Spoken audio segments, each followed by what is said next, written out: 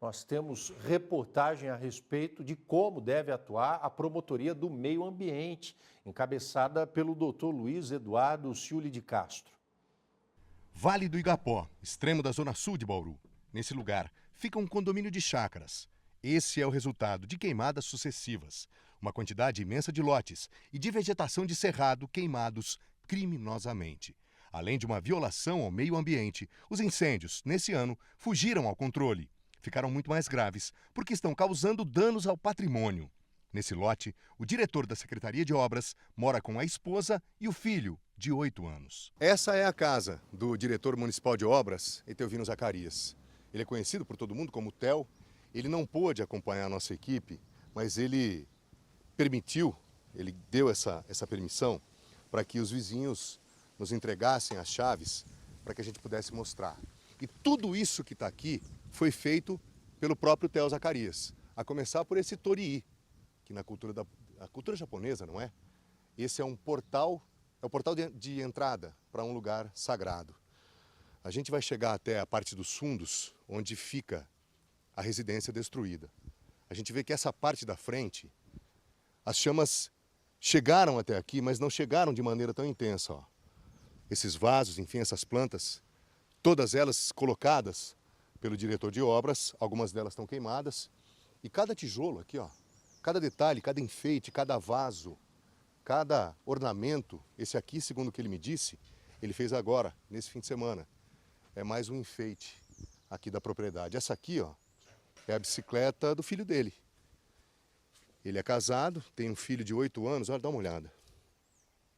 O fogo, é possível que tenha conserto, mas a roda dianteira foi consumida pelas chamas. E a gente está chegando, então, a essa parte destruída pelo fogo. Isso aqui, ó, o que está aqui em cima dessa mesa foi o que ele conseguiu salvar. Porque no momento em que ele chegou aqui, ele foi avisado, estava trabalhando, foi avisado pelos vizinhos. Veio até aqui, no momento em que ele chegou, as chamas já eram altíssimas. E não foi possível salvar muita coisa. Olha as cadeiras aqui, ó. Algumas coisas foram puxadas de lá de dentro, mas são só isso, ó. São só esses objetos aqui. Aqui, ó. Enfim, são só um par de óculos. Poucas coisas foram salvas. E agora, então, a gente está chegando aqui nessa parte dos fundos, onde ficava o sobrado, que foi construído pelo próprio diretor de obras ao longo do tempo. Aqui, ó. Tudo, absolutamente tudo, especialmente aqui nesse lugar. A madeira, né, é predominante aqui, tem uma estrutura de alvenaria, evidentemente, mas aqui tinha muita madeira. E aí as chamas consumiram esse cômodo completamente, seria o quarto, né, onde dormiam o Tel Zacarias e a esposa dele. E aí o fogo se alastrou de maneira muito rápida. O fogo, ele veio aqui, ó, ele atingiu a casa porque ele veio de maneira muito forte aqui pela parte dos fundos. E aí a gente tem aqui, ó, os animais estão... E aí o fogo veio a partir daqui. Não sei se vai ser possível, né, André? É complicado de mostrar, mas o fogo atingiu toda essa área e aí as rajadas de vento, elas eram mais intensas e aí elas trouxeram as fagulhas e o incêndio começou a partir daqui. E aí, aos poucos, a casa foi inteiramente destruída e a família não conseguiu tirar daqui muita coisa, não. Todos os objetos, todos os utensílios, documentos, roupas, aqui, ó, mochilas, vários objetos. Não sobrou absolutamente nada. Aí, ó, algumas peças de roupa, calçados, enfim, tudo foi consumido pelas chamas. Só para você ter uma ideia da extensão do que aconteceu aqui, o Tel Zacarias tem aqui, bem na frente da casa, um pequeno lago, enfim. E aqui ele tinha alguns peixes. Ali, ó. Por causa da fumaça, das cinzas, a água foi contaminada e os peixes não resistiram. O Ministério Público sabe que essa mesma situação se repete exatamente no período mais seco dos anos a fio. Em 2024, o quadro ficou mais perigoso. Por sorte, até aqui, apenas danos materiais. O MP vai cobrar providências. Nós temos como pressuposto trabalhar em conjunto com a Polícia Ambiental, com a CETESB, com a SEMA, enfim, com todos os órgãos que atuam na fiscalização ambiental. Esse fato que você citou é um fato recente, que nós vamos investigar isso, né, cobrar desses órgãos as ações que eles tomaram e para tentar identificar os autores desse crime ambiental. Mas num longo prazo, a gente sempre tem trabalhado em conjunto com esses órgãos para poder minimizar o que está acontecendo mais recentemente em razão dessa grande seca que nós estamos passando esse ano. Há pelo menos 3 meses, Bauru e muitas cidades da região, do estado e do país estão em chamas. Essas imagens aéreas mostram um grande incêndio numa propriedade rural entre as cidades de Piratininga e Duartina. Chega a ser assustador. Essa outra imagem foi registrada numa fazenda de cana em Jaú.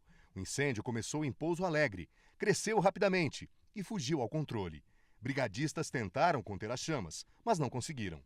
Umidade relativa do ar abaixo de 30%, ventos acima dos 30 km por hora e temperaturas bem acima dos 30 graus. Essa regra é chamada de triplo 30.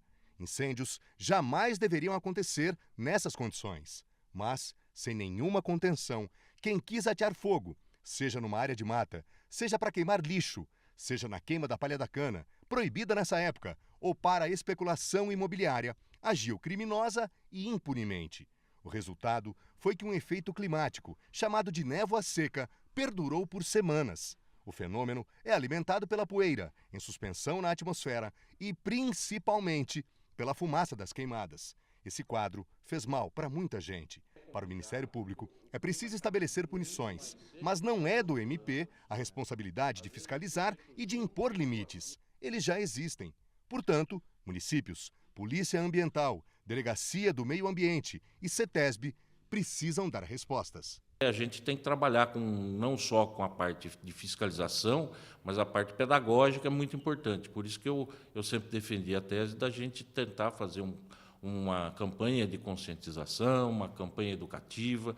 Isso tem efeitos práticos a longo prazo, mas eu acho que são mais duradouros, né? Questionada, a Polícia Ambiental diz que tem ações em andamento, mas não há a informação de prisões em flagrante. A Polícia Ambiental, para evitar que esses fatos voltem a acontecer, dentro da Operação São Paulo Sem Fogo, está fazendo uma fiscalização primeiro por imagem de satélite, onde a gente faz todo o levantamento dos focos de incêndio que aconteceram no dia anterior, e com esses focos de incêndio levantados, com essas informações de onde houve o fogo, a equipe vai até o local, faz a fiscalização, a mensuração da área, verifica se existe algum responsável por aquele fogo, e aí lavra o auto de infração ambiental e faz a apresentação da ocorrência também no DP por conta de crime ambiental. Em nota, a Prefeitura disse que a fiscalização, mesmo sem fiscais suficientes, acontece em 2 frentes. Uma delas está elaborando um relatório que será encaminhado à Polícia Ambiental. A outra é a fiscalização de queimadas urbanas, que já resultaram em multas no total de R$ 950 mil, resultado de 95 áreas vistoriadas. As multas, diz o município, serão encaminhadas aos donos desses imóveis, mesmo sem saber ou investigar se foram eles os causadores do fogo. Ou seja, o argumento para recurso já está aí.